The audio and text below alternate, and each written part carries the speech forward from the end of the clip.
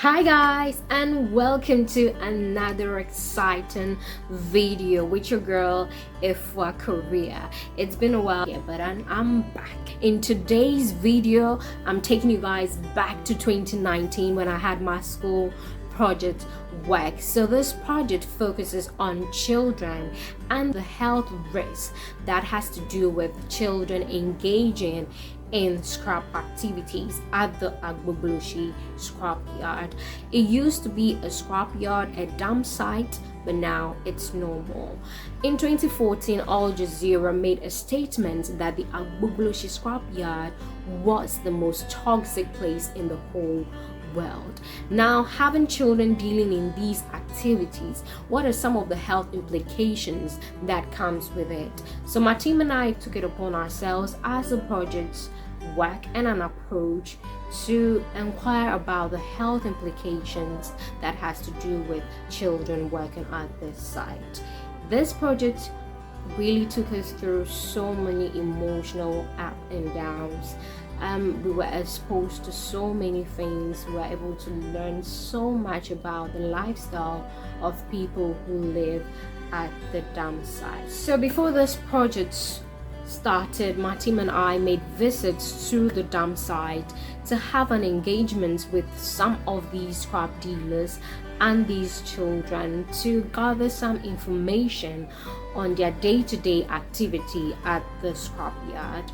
We made about 2 visits before the actual day for the shooting. Then it used to be a dump site, but now it's no more. Come with me and let me take you through this story. Remember to subscribe to this channel for more content.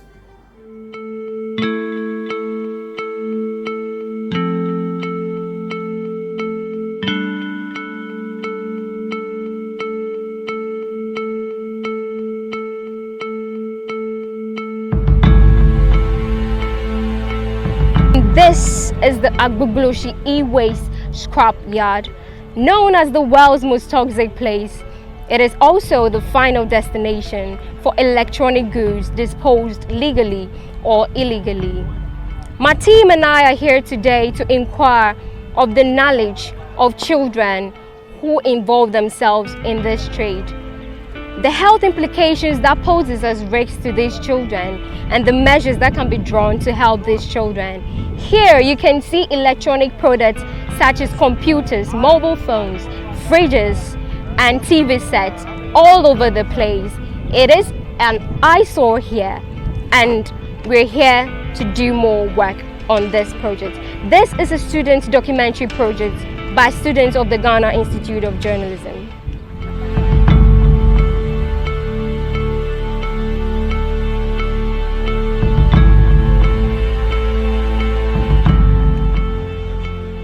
Agbogbloshie, a suburb of Accra, a scrap yard that houses cattle headers, trunk producers, and scrap dealers.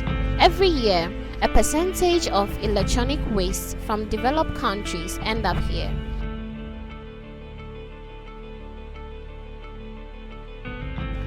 Aluta, a metal scrap dealer who has been in the scrap business close to 10 years. Being a scrap buyer, he buys metal scraps from children at a price. If I'm Mohamedawa, you are Yashi Copa. We didn't copper Baneashi or Bibica Crano, the Amana or Piano or Chacopana Crato Amai. Copper nation, or bad copper nation, say, Yare won't be brave, but Yashino, Yamusa Yare. Oh, Museno. Sometimes me cross sometimes me yard na call hospital no ma busam say ejuma be na me ye me ma gasa me shi kopa na me say nwuse na ma me de e yarranty enjoy ba aha yeso ye free be bi na ya ba e free krom na ya ba say be pesca ye ejuma no enti na ye no e free tamale me free tamale e free northern region tamale me ba 2009 na me ba penfo anopa e kura penfo be ba ebe check e wa because sometimes we say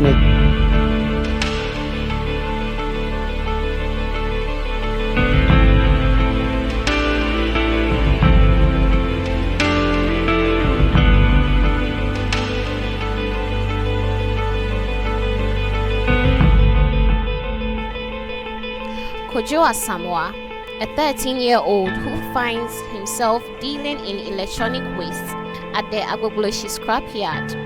He has come to meet his friends, Henry and Kweku, 13 and 14 years respectively, to start with their daily activities of picking scraps.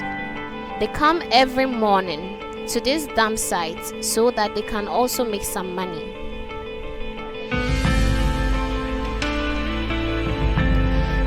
These children are exposed to electronic waste-derived chemicals in their daily life due to unsafe recycling activities.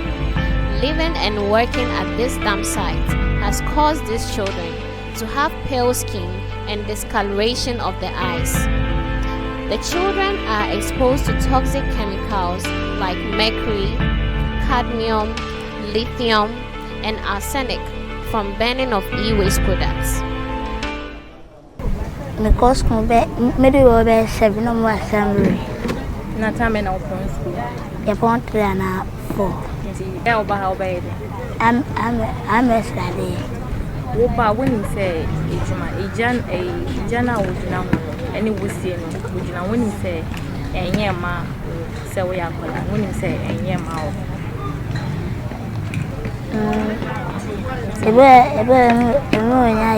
When you say yellow. Uba share dinner, and I don't know ocean. Yama was saying, send a winner. When you see Kakesia, send a winner. When I just 10 cities and 15 cities.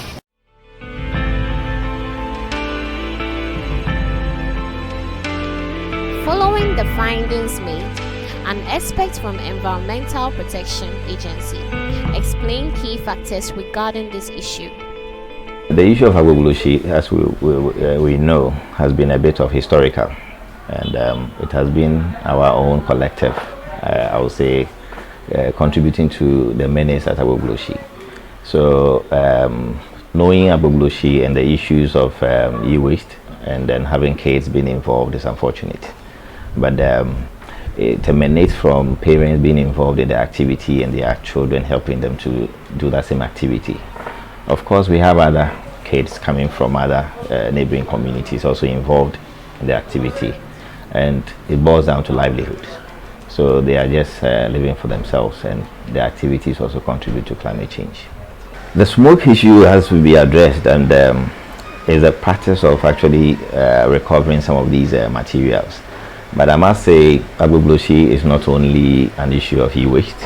I'm sure you are much aware of other activities apart from e-waste. People are dumping municipal solid waste, and people are also recovering other materials from ties.